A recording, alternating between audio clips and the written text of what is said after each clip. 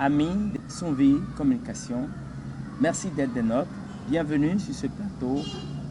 Plateau savoir-faire, plateau bien faire, plateau aider les autres à mieux faire. Nous recevons cet après-midi du 24 mars 2025 une de ces dames battantes, rares, que vous connaîtrez tout à l'heure à travers cette émission. Bonjour madame, présentez-vous.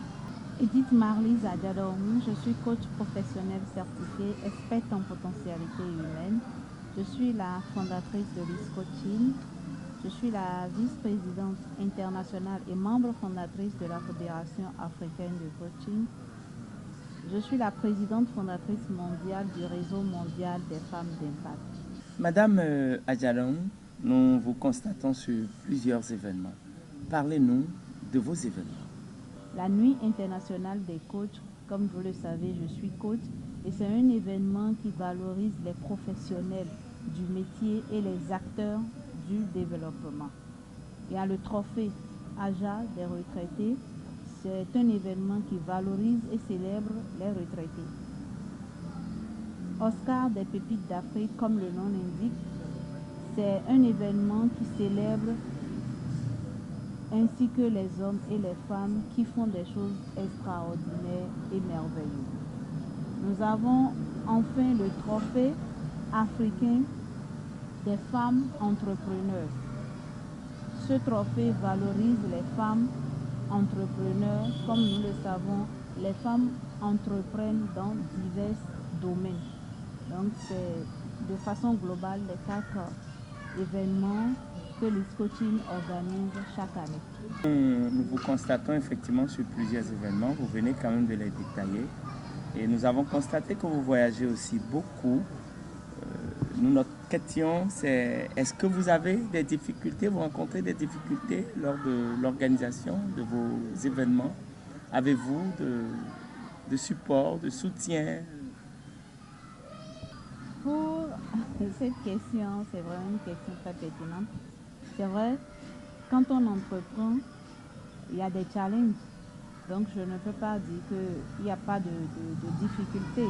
Mais moi, j'aime pas trop utiliser le mot difficulté et autres. Je dis challenge et puis moi, j'ai l'habitude de transformer ces challenges en opportunités pour aller de l'avant. Ce n'est pas facile d'organiser des événements au Bénin. C'est pas facile parce que on ne trouve pas des gens pour nous accompagner, on ne trouve pas des gens pour nous soutenir. Donc ce n'est pas facile si nous n'avons pas la passion pour ce que nous avons entrepris. C'est très difficile de faire des événements au Bénin. Oui, mais ce qui nous étonne, c'est que vous réussissez toujours vos événements. Quelle est votre magie? Ah, j'ai pas de magie, c'est la grâce divine. Vous avez autre secret, c'est ça? Non, j'ai pas de secret, c'est que d'abord je crois en la personne qui m'a donné cette vision. Je crois fermement en moi-même et je crois en ce que je fais et je ne désespère pas.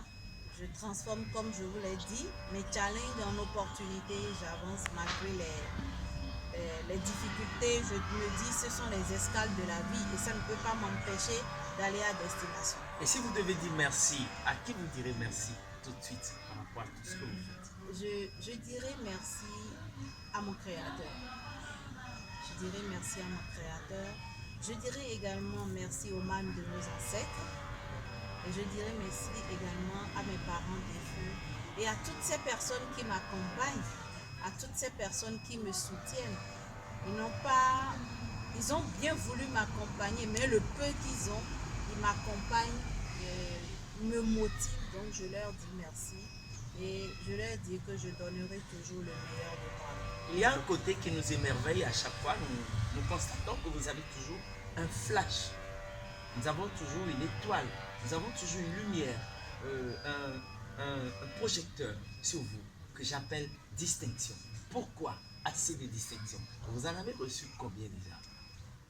À ce jour de 2021, à ce jour, j'ai reçu 20 trophées, 43 tableaux. Et je crois que dans les jours à venir, je vais recevoir encore une autre distinction. Et je peux dire que ces distinctions, je ne les ai pas reçues seulement au Bénin, je les ai reçues dans beaucoup de pays. Je ne peux pas citer tous les pays, mais j'en ai reçu dans les pays africains que dans les pays européens. C'est pour dire que le travail, ça paye. Quand vous travaillez bien, même si vous êtes au fin fond du trou, on reconnaît vos potentialités et on vous célèbre. Par rapport au coaching, votre prochain voyage, c'est où? Je garde ça pour moi-même. D'accord.